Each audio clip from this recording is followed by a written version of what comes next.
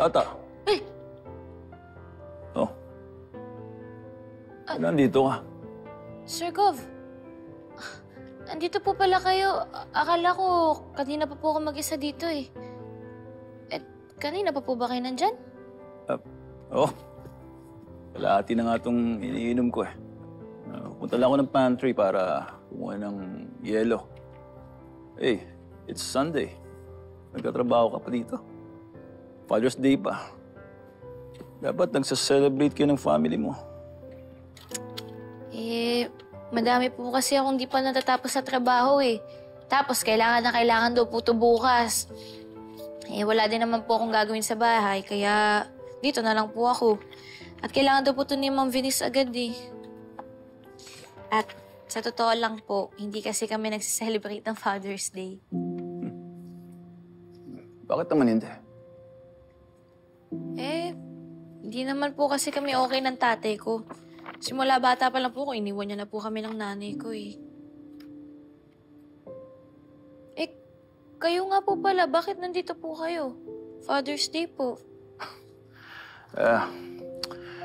Pag Father's Day, talagang gusto ko mapag-isa. Parang ikaw, dinadaan ko na lang sa trabaho. And wala naman dapat ipag-celebrate. Hindi naman ako naging mabuting ama sa anak ko.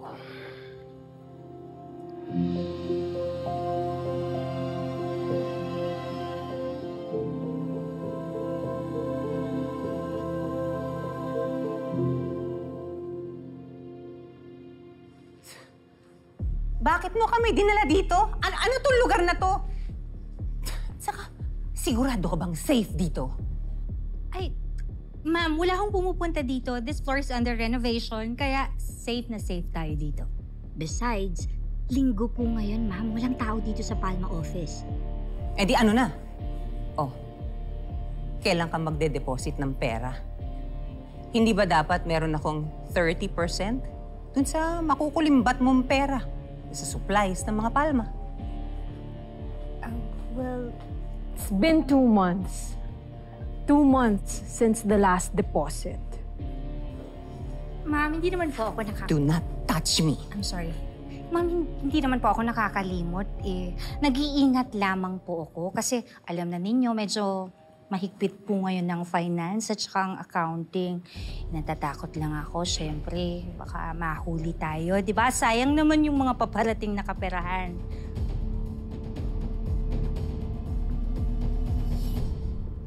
Alam niyo po, sa totoo lang, nakikita namin lahat kung gaano ka po ka-stricto kay Sir Francis.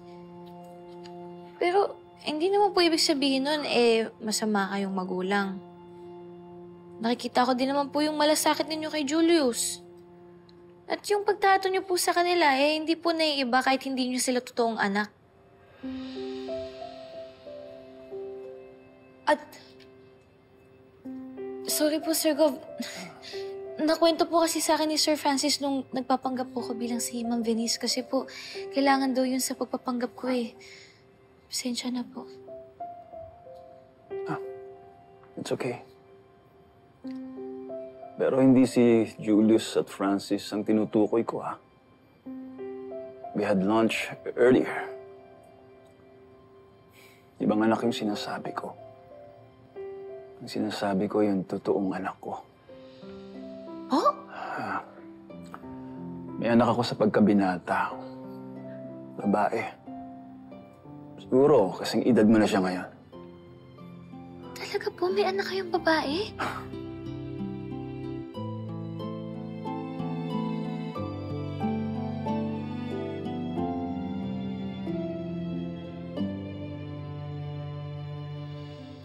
Pero magagawa na ulit ni Charmaine, Mommy. Dahil ako na ang bagong executive assistant ni Francis. At lahat ng papeles na kailangan papirmahan sa kanya, dadaan na sa akin. Kaya mapapadali na ang pagnakaw ni Charmaine. Ma'am Venice, ano ba? Masayang-masaya kaya ako nandito ka na sa opisina. Kasi nga, alam niyo naman, matagal na akong supply chain manager na si Sir Gov at saka si Sir Francis. Pero alam niyo pa, minsan-minsan, syempre kinakabahan din naman ako. Kasi baka matimbog, makahuli yung mga pagnanakaw ko, di ba? Like what my daughter said, poprotektahan ka niya. Tayo. Hindi na tayo mahuhuli na nagnanakaw tayo dahil nagpapatong tayo sa presyo ng mga supplies ng mga palma.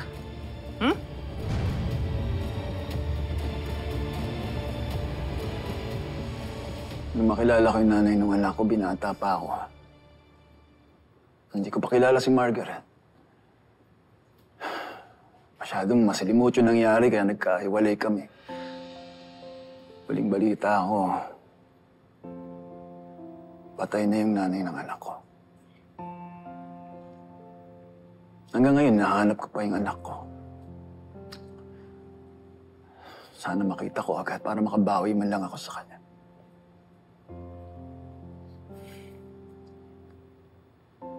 Grabe, Sir Gov.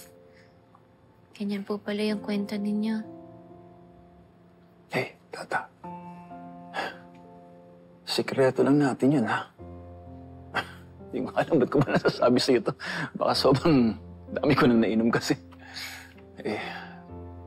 I hope hindi mo sabihin sa iba. Sir Gov. Promise. Secret po natin yan. Walang ako narinig eh. Pero alam niyo po, pagdarasal ko na makita niyo po yung totoo niyong anak. Kasi kung sakali, napakaswerte niya po sa'yo. Eh, ang dami po kaya mga tatay na pabaya. Yung tatay ko po, nabandon na kami. Pero ikaw po, kahit ilang taon na hindi kayo tumitigil para hanapin po yung anak ninyo. Minsan naisip ko yung karma eh. Baka the reason why I lost the ability to have my own child, kasi pinabayaan ko yung anak ko. Hindi naman po siguro, Sir Gov. Lahat naman po ng bagay may dahilan. Lahat po may dahilan na galing sa Diyos. Eh, malay niyo po, magtagpo pa rin kayo. Baka nga po nasa tabi-tabi lang ang anak ninyo eh. Salamat, Tata.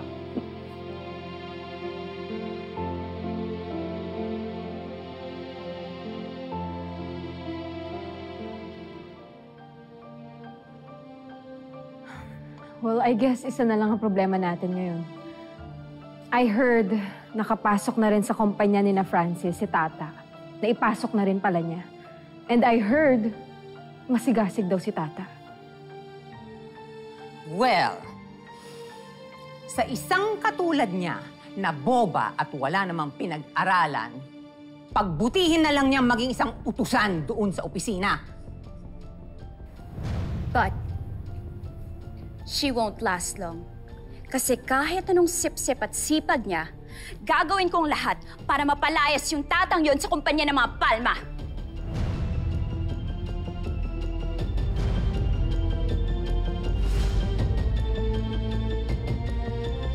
Ay, gusto niyo po ba ng yelo?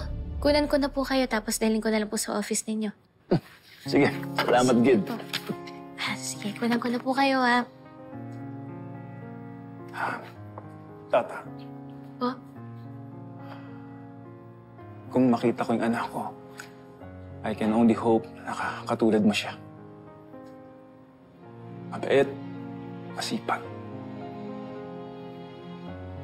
Sana pinlaki siyang matino at papagmahal sa pamilya katulad mo.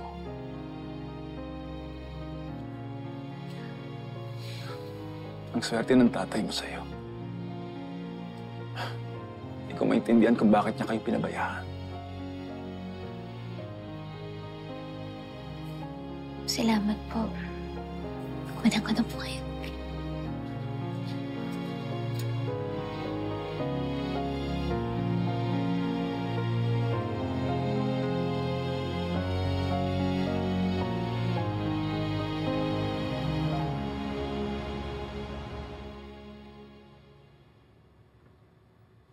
So, inilagay mo naman ba sa resibo yung napagkasunduan nating presyo?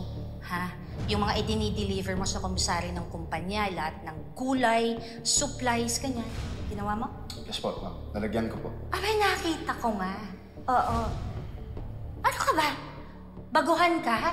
Tama yung hinala ko. Abay, palitan mo. Taasan mo. Ganyan. Ang ilagay mo, per kilo ng luya, 600 pesos. At 500 per kilo ng pechay. Ma'am, may maniniwala po ba dyan? Baka masilip tayo niyan. Lagot ho ako, baka mawalan po ako ng trabaho niyan. Hindi yan. Saka may connection ako dun sa loob. Huwag kang mag-alala, ha? Basta yun ang gawin mo. Yun ang ilagay mo sa resibo. At saka higit sa lahat.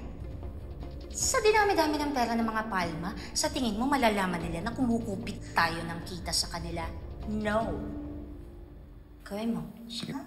So, Sige tama ang hinala ko. Pinapatungan nila yung... Ata? Po? Kanina ka ba dyan? Nag-CR lang po ako. Sige po. Tama ang hinala ko sa kanila.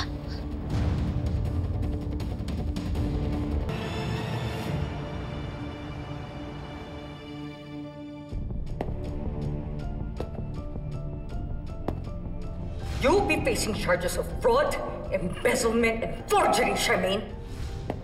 I went through all your purchase orders dating back 5 years. I must say, mahusay ka, ha? Hindi ka nahuhuli kasi iniiba-iba mo yung mga ingredients na papatungo mo ng presyo. So it could be dairy included in this purchase order, then it could be vegetables in the next. Iniikot-ikot mo lang at kinakalat mo para hindi namin mapansin. Pero ngayon, wala ka ng lusot. Sandali, bitawan niyo ko. Wala akong kasalanan. Kayo ko lumabas, bitawan niyo ako!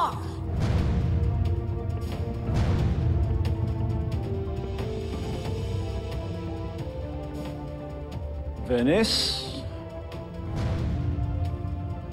May kinalaman ka ba dito?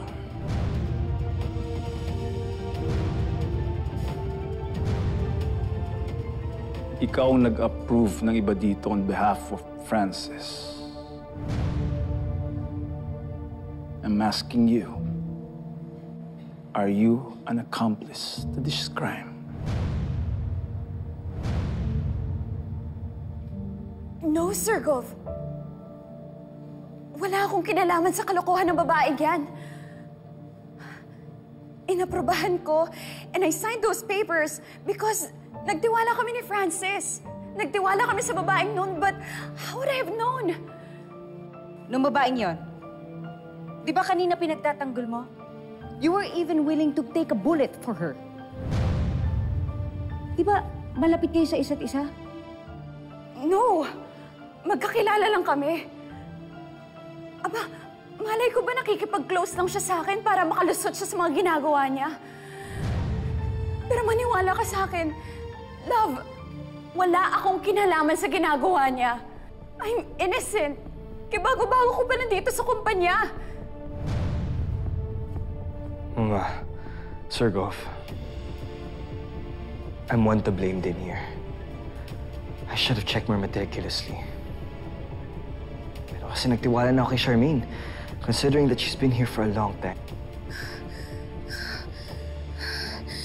Nahihirapan po ako huminga. Sabi kailan ko yata pumunta sa clinic. Nasistress na ako.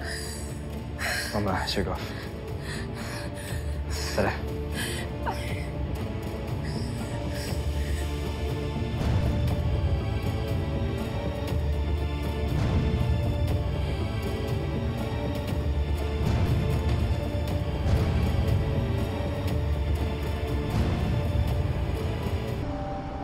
Nakakakaloko yung mga kaganapan kanino sa opisina.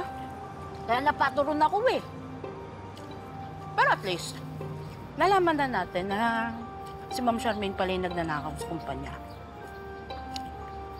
Pero feeling ko, yung si Ma'am Venice, may kinalaman yan eh. Kaya kung nagkahulihan na, o di ba? Best actress ang lola mo. Love, hindi nga niya ka nakahilig. Ganun. Di ba? Safe?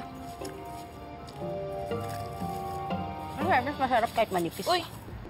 Di ba yung si Chona, ito yung sekretary ni Sir Gov? Bakit? Tinitext ako eh. Ano sabi? Kunin ko daw yung mga gamit ko, tapos bigay ko daw kay Sir Gov. Bakit kaya? Hindi kaya tatanggalin na ako?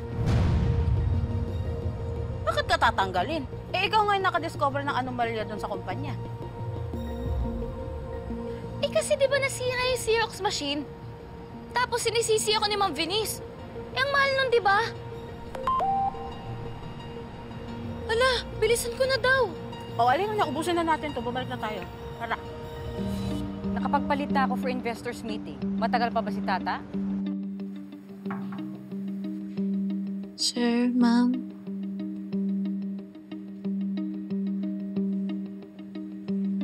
Excuse me po. Sir, ito na po yung gamit ni Tata.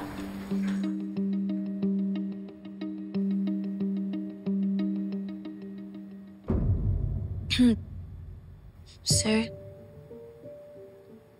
alam ko naman po na dahil po nasira ko yung Xerox dito sa office, kaya po mawawalan po ako ng trabaho. Sorry po. What are you talking about, Tata? Kaya ako pinakuha mga gamit mo para ilipat sa kabilang room.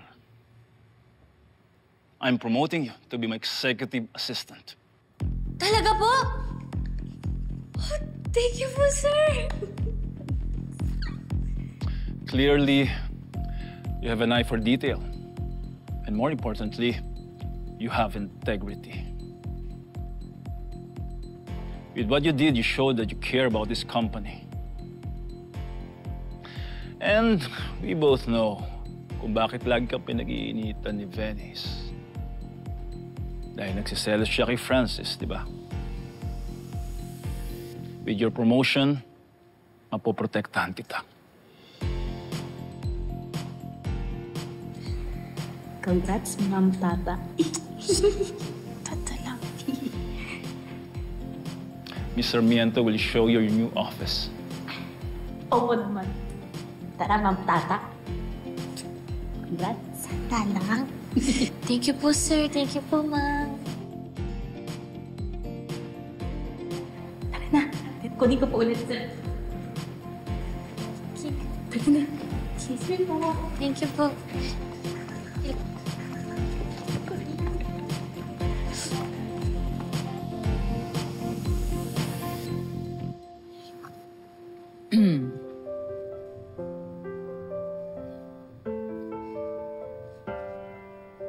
Greg, I just want to remind you. Nakatatanggal lang natin ng isang empleyado dahil sa sobra nating pagtitiwala. Iba ang tingin ko kay Tata. For some reason, magaan ang pakiramdam ko sa kanya. Well, sana nga tama ka. Oh, what are you busy with? Well, I saw this new opportunity in Taiwan. I'll read about it and I'll let you know. Okay? Okay, you let me know.